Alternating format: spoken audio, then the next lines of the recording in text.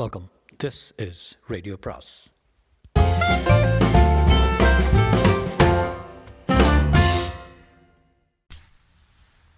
அனைவருக்கும் அன்பு வணக்கம். அனுராதராமனின் மற்றொரு சிறுகதையின் பேர் புதுசாய் வந்த அம்மா. கையில் சின்ன டிஃபன் பாக்ஸுடன் வாசர் திண்ணையிலேயே உட்கார்ந்திருக்கிறாள் கிழவி. கிழவர் வாக்கிங் ஸ்டிக்கை தரையில் ஊன்றியபடி மூக்கு கண்ணாடி மாட்டிய துவாரபாலகர் மாதிரி நிற்கிறார். வச்சு வர்றானா? இல்லையே, அவங்க கூட படிக்கிற எல்லா பசங்களும் வந்தாச்சே, இன்னும் குழந்தைய காணாம. கிழவர் மூக்கு கண்ணாடிக்கு மேல் வலக்கையை ஷேட் கொடுத்தபடி கூறுகிறார். ஸ்பெஷல் கிளாஸ் ஏதாவது இருக்குன்னு சொல்லிட்டு போயிருக்கானா? எதுக்கும் அந்த பொண்ணை விசாரிங்க. அவர் தம் மனைவியிடம் தழைந்த குரலில் சொல்ல கிழவி திண்ணையில் இருந்தவரை உட்பக்கம் எட்டி பார்த்துவிட்டு கணவர் பக்கம் திரும்பி உதட்டை புதுக்குகிறாள். எங்கே ஆளையே காணுமே? சமையலரில் போய் பூந்துக்கிட்டா இப்படி இருக்கு. இல்லை அகமுடியான் வர்ற நேரம் ஆச்சேன், சோப்பை குடிச்சுட்டு பாத்ரூம் நிற்கிறாளோ, யார் கண்டது? நம்ம மீனாக இருந்தால் இத்தனை நேரம் வச்சுவ காணுமே, தவிச்சு போய் விடுவிடுன்னு செருப்பு மாட்டின்னு ஸ்கூலுக்கே போயிடுவா. கிழவரின் வார்த்தைகள் கிழவியின் கண்களை குளமாக்க புடவை தலைப்பால் வழியும் கண்ணீரையும் குடமிளகாய் மூக்கையும் ஒரு சேராக துடைத்தபடி தனக்குத்தானே புலம்ப தொடங்குகிறாள் அவள். மீனாக இருந்தால் நடக்கிற கதையே வேறேண்ணா. காலம்புற ஸ்கூலுக்கு கொண்டு விட்டுட்டு தானே ஆஃபீஸ்க்கே போவாவ. அது மாதிரியே சாயந்தரம் ஆஃபீஸ் விட்டு வர்றப்பவே குழந்தை ஒரு கையில் நாய் தன் குட்டியை தூக்கிட்டு வர மாதிரி வருவாளே. அடியம்மா, விச்சுன்னு குழந்தை மேலே உசுரையே வச்சுருந்தே அடி. இது என்னமாடி அவளை விட்டுட்டு போனேன். இப்படி சொல்லி விட்டு சர்ரன மூக்கை உறிஞ்ச உள்ளே பாலை காய்ச்சி கொண்டிருக்கும் லலிதாவுக்கு நெஞ்சில் நெருப்பு தொண்டை வைத்தார் போல சுரீரன வலிக்கிறது. துக்கம் எல்லாருக்கும் பொதுவான உணர்ச்சி தான். அதுவும் கண்ணுக்கு கண்ணாய் வளர்த்து ஆயிரக்கணக்கில் செலவழித்து கல்யாணம் செய்து கொடுத்த பெண் ஒரு பிள்ளையை விட்டுவிட்டு அற்பாயுசில் செத்தால் பெற்றவர்களின் துக்கத்துக்கு அளவே கிடையாது தான். அதெல்லாம் லலிதாவுக்கு தெரியும். எல்லாவற்றுக்கும் மனப்பூர்வமாய் சம்மதித்து தானே அவள் கழுத்தை நீட்டினாள். மாப்பிள்ளைக்கு வயசே ஆகலை, 37 தான் ஆகுது. இந்த வயசில் இப்போல்லாம் முதல் கல்யாணமே ஆகாமல் எத்தனோ வரங்கள் இல்லையா? இவரோட தலையெழுத்து 7 வயசு பிள்ளையை வச்சுண்டு அகமுடையாளை பறி கொடுத்து நிற்கிறார். 2ஆம் கல்யாணம் பண்ணிக்கவே மாட்டேன்னு மூர்க்கமாக மறுத்தாராம். தாயில் பிள்ளையை நாங்களே வளர்க்குறோம்னு பொண்ணை கொடுத்த மனுஷர் சொல்லிவிட்டு கையோட தூக்கிட்டு போயிட்டாரான். பொண்டாட்டியும் இல்லாமல் பிள்ளையும் இல்லாமல் கொஞ்ச நாள் தவிச்சிருக்கார் மனுஷர். அப்புறம் தான் என் பிள்ளை என் கூட இருக்கணும், அவனுக்காக நான் 2ஆம் கல்யாணத்துக்கு சம்மதிக்கிறேன்னு சொன்னாரான். மனுஷருக்கே தன் பிள்ளைக்கிட்ட அபாரம் வாஞ்ச, அதுக்கு இடைஞ்சலாக யார் வந்தாலும் தாங்க மாட்டார். இதுக்காகவே வேலைக்கு போகாத, அதிகம் படிக்காத, வீட்டையும் குழந்தையும் நல்லா கவனிச்சிக்கக்கூடிய ஒரு பொண்ணு கிடச்சா சரின்னு சொல்லின்னு இருக்கார். கோவிலை வச்சு தாலி கட்டினா போதுமா? பண்டம் பாத்திரம் சீர் சனத்தின்னு நயா பைசா வேண்டாமா? பெண்ணுக்கு புடவை நகையும் கூட மூத்தாளோடது அப்படியே இருக்கான். அண்ணாக்கள் எல்லாருமே மாறி மாறி சொன்னார்கள். அவர்கள் வற்புறுத்தாவிட்டாலும் இந்த கல்யாணத்துக்கு லலிதா சம்மதித்து தான் இருப்பாள். காரணம் பிறந்தகத்தின் வறட்சியும் அவளது முதிர்ச்சியும் தான். மாற்றாள் குழந்தையை கவனித்து வளர்க்க அவள் அஞ்சவில்லை. ஏன் இத்தனை நாள் வரையில் பெரிய அண்ணாவின் குழந்தையை இடுப்பு தேய அவள் சுமக்கவில்லையா? அண்ணாவும் மன்னியும் சேர்ந்தாற்போல் ஆஃபீஸுக்கு கிளம்ப இவள் அவர்கள் பெற்ற பிள்ளையையும் ஒரு கையில் ஃபீடிங் பாட்டிலுமாக எத்தனை நாள் வீடை சுற்றி வந்திருக்கிறாள். குழந்தையை குளிப்பாட்டி பாலூட்டி தூளியில் போட்டு தாலாட்டு பாடி அதற்கு உடம்புக்கு ஏதாவது வந்தால் பதைத்து போய் சுவாமி படத்துக்கு முன்னின்று குழந்தையை பெருசாக எதுவும் வந்துவிடக்கூடாது என கண்ணீர் மல்க வேண்டி மஞ்சளில் நனைத்த துணியை நாலாக்கு ஆசை முடிந்து வைத்து மாலையில் ஆஃபீஸ் விட்டு வரும் மன்னியிடம் நடுங்கியபடி விஷயத்தை தெரிவித்து அவள் தொடுக்கும் கேள்வி கணையெல்லாம் முகம் சுளிக்காமல் தாங்கி, பால் பவுடர் எத்தனை ஸ்பூன் போட்டேன்? நீங்கள் சொன்ன மாதிரி தான் 3 ஸ்பூன் தான். ஸ்பூனில் தலை தட்டி போட்டிருக்க மாட்டேன், அள்ளி போட்டிருப்பேன். ஏதோ அந்த நேரத்துக்கு குழந்தை அழாமல் இருந்தால் போதும்னு வயிற்ற பார்த்தாலே தெரியுறதே. குழந்தைக்கு மப்பு தட்டி இருக்கு, எல்லாம் என் தலையெழுத்து. கண்டவளை நம்பி குழந்தைய கொடுத்துட்டு போனேன். இப்படித்தான் மன்னி, இந்த பாரு, உனக்கு குழந்தைய பார்த்துக்க பிடிக்கலன்னா பளிச்சுன்னு சொல்லிவிடு. நான் பேபி சிட்டரை போட்டுக்கிறேன். உன் கோபத்தையெல்லாம் பச்சை குழந்தைகிட்ட காமிக்காத, அது தாங்காது. அம்மம்மா, எத்தனை சுடு சொற்கள்!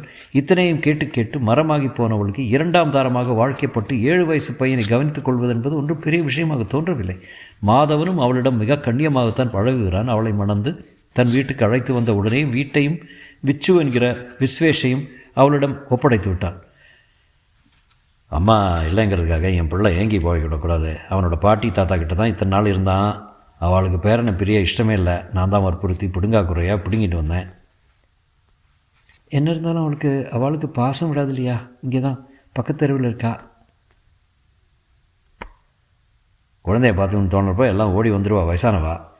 ஏற்கனவே பொன் போன துக்கம். அதனாலே நானும் அவள் வந்துட்டு போகிறத தடுக்கிறதில்லை. அவன் சொன்ன வார்த்தைகளை மிகுந்த அக்கறையுடன் கேட்டுக்கொண்டாள் லலிதா.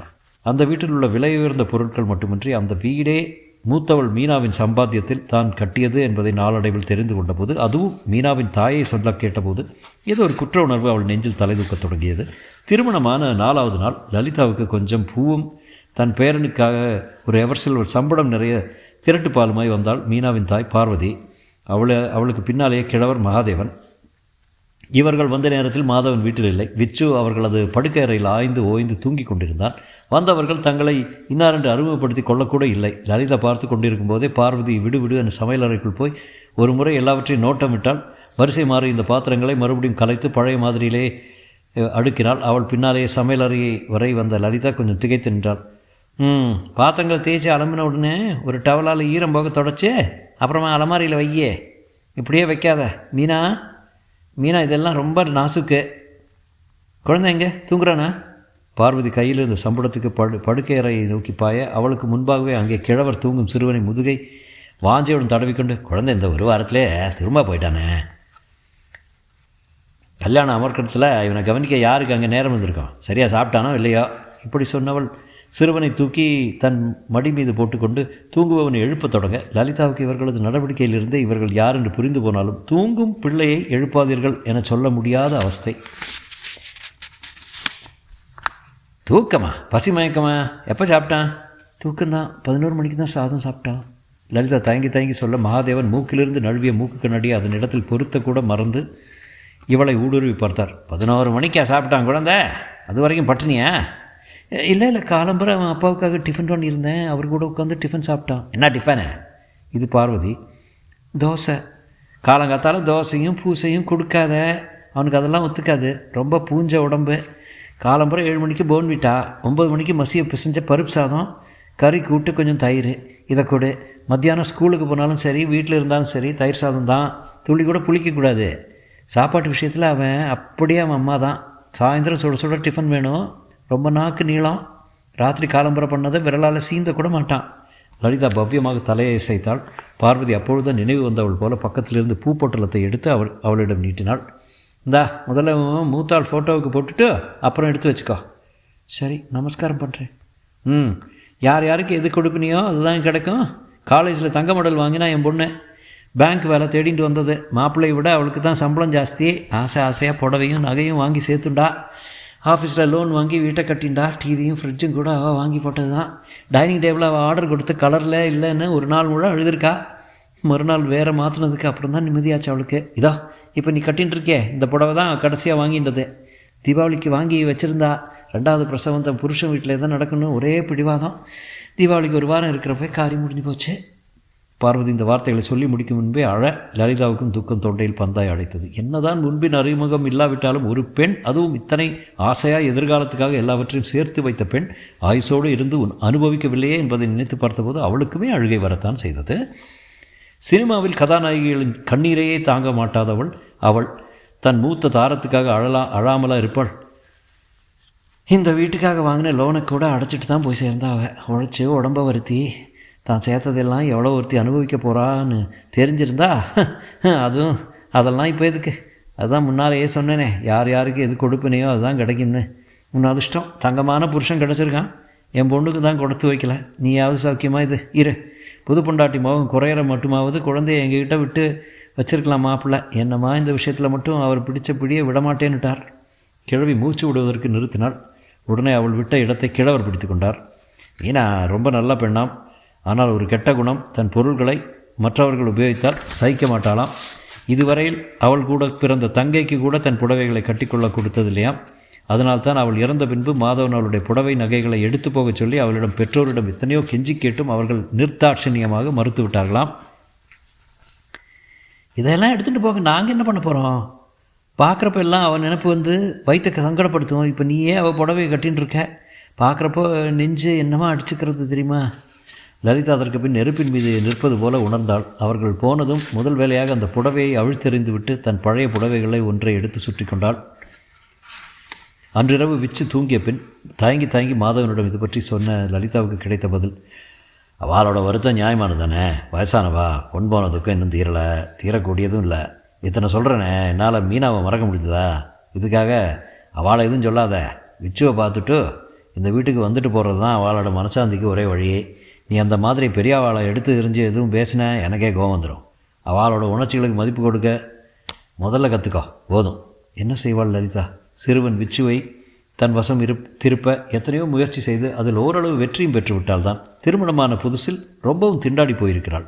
பள்ளிக்கூடத்துக்கு அழைத்து போக வாசல் ரிக்ஷா வந்து அரை மணி நேரம் காத்திருக்கும். விச்சு பருப்பு சாதத்திலே மலங்க விழித்தபடி உட்கார்ந்திருப்பான்.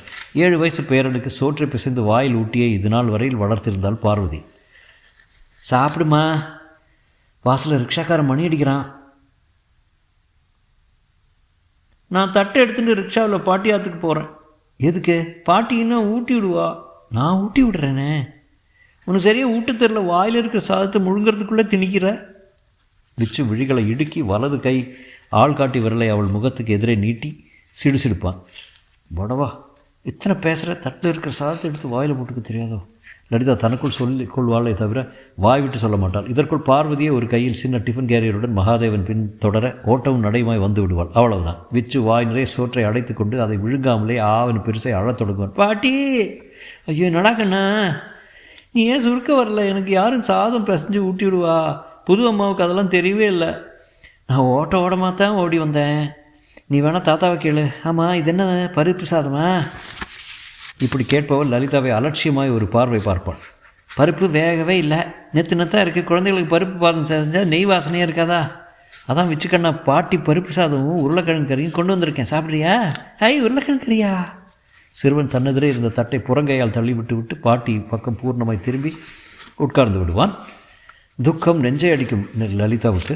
ஒரு நாளை போல் தினமும் மாதவனை கேட்டு மீனாவின் ஸ்பெஷல் ஐட்டங்களை தெரிந்து கொண்டு வக்கணையாய் செய்து போட்டால் எங்கே இருந்தோ திருக்கழுக்குன்றும் கழுகுகள் மாதிரி சரியான நேரத்துக்கு வந்து குதிக்கும் இத்தம்பதிகள் காரியத்தை கெடுத்து விடுவார்களே. புது அம்மா இது என்ன பேர்? அம்மா என்று சொல்லாதோ ஒரு குழந்தை. கண்ணா, என்ன நீ அம்மான்னு கூப்பிடேன்? அது எப்படி? என்னோடய அம்மா தான் செத்து போயிட்டாளே, நீ புதுசாக வந்த அம்மா தானே? சரி, நீ அந்த அம்மாவை எப்படி கூப்பிடுவ? இது என்ன கேள்வி? அம்மானு தான். நான் புது அம்மானா அந்த அம்மா பழைய அம்மா இல்லையா? பழைய அம்மானு தான் அந்த அம்மாவை கூப்பிடுவியா? இல்லைன்னா அந்த அம்மா எப்படி பழசு இல்லையோ அது மாதிரி நானும் புதுசு இல்லை, அம்மா தான். புரிஞ்சுதா?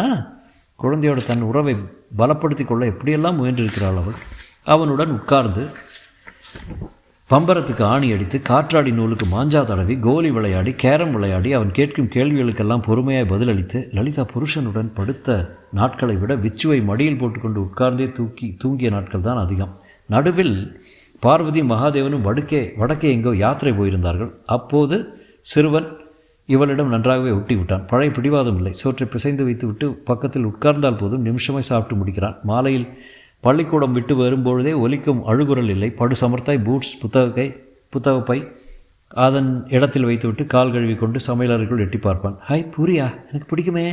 உனக்கு பிடிக்கும்னு எனக்கு தெரியுமே. அப்படி தெரியும்? சொல்லுவேனா? அதெல்லாம் சஸ்பென்ஸு. நீ எங்கூட சாப்பிடு. அப்பா வரட்டுக்கண்ணா. அப்பா வந்தால் அப்போ 2 பூரி எடுத்துக்கலாம். இப்போ எங்கூட 2. சரி, உனக்காக.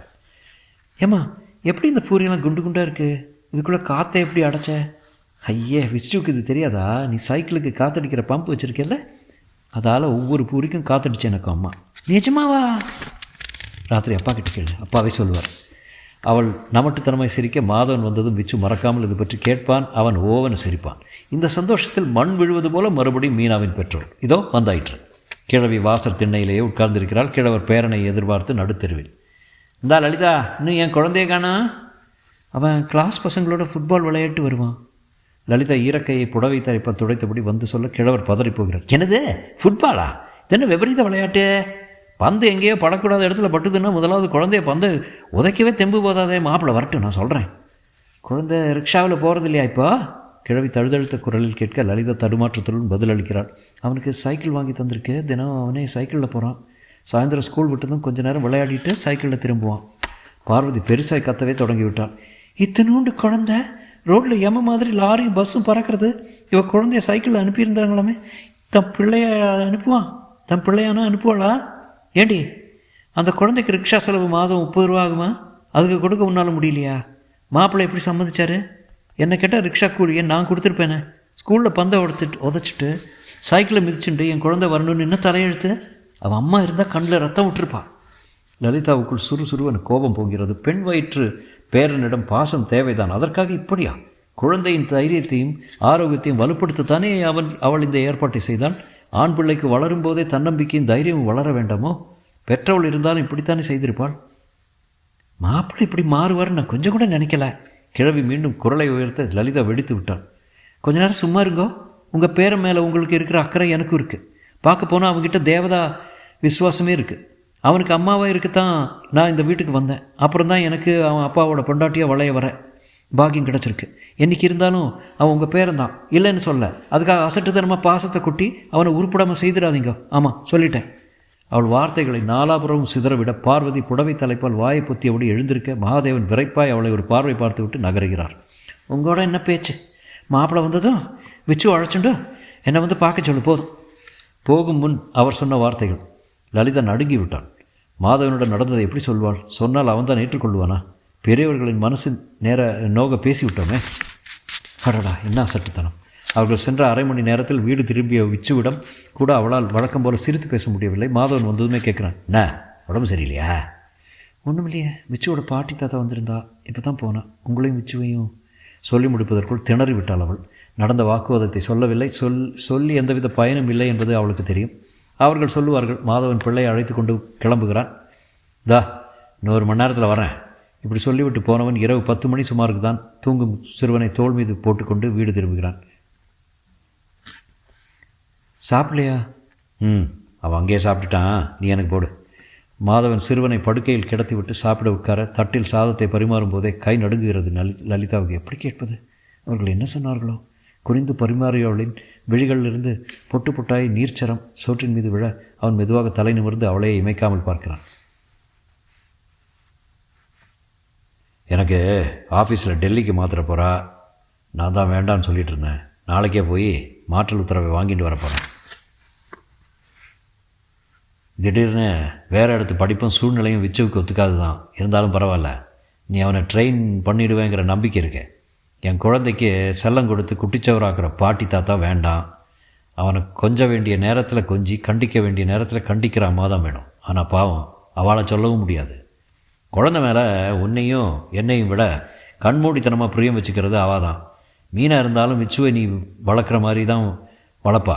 அவள் இருந்து குழந்தைய சைக்கிளில் போக சொன்னால், ஃபுட்பால் விளையாட சொன்னால் அது ஒரு பெரிய விஷயமாக போயிருக்காது. இதெல்லாம் புதுசாக வந்தவ நம்ம குழந்தைய எப்படி நடத்துவாளோங்கிற பயந்தானே தவிர வேற ஒன்றும் இல்லை. மீனாவோட அப்பா இது ஒரு பெரிய விஷயமாக சொன்னப்போ நான் மறுத்து எதுவும் பேசலை. பேசினா நான் 2ஆம் தாரத்துக்கு பறிஞ்சுட்டு வர்ற மாதிரி தான் தோணும். அதனால் பேசாமல் இருந்துட்டேன். இனிமேல் கொஞ்சம் விலகி இருக்கிறது தான் சரின்னு அப்போவே தோணிடுது. ஏன்னா இப்போ அவர் வார்த்தைக்கு மதிப்பு கொடுத்தா நாளைக்கு மீனாவோட பிள்ளையை குட்டிச்சவராக்கிவிட்ட பாவம் என் தலையில் தான் விழும். மீனா என்னை மன்னிக்கவே மாட்டான். அசடு, நீ எதுக்கு அடற? நீ செஞ்சது சரிதான்னு சொல்கிறேன்ல. மாதவன் அவளது தலையை வருட அவள் பயம் கலைந்த நிம்மதியுடன் இப்பேற்பட்ட புருஷனை தனக்கு விட்டு கொடுத்த மீனாவை நினைத்தும் சற்று பெரிதாகவே விசும்பி அழுகிறாள். அழுகையை துடைக்க ஒரு கை இருக்கிறது என்கிற நினைப்பே அவளை வாய்விட்டு அழச் செய்கிறது. முற்றும்.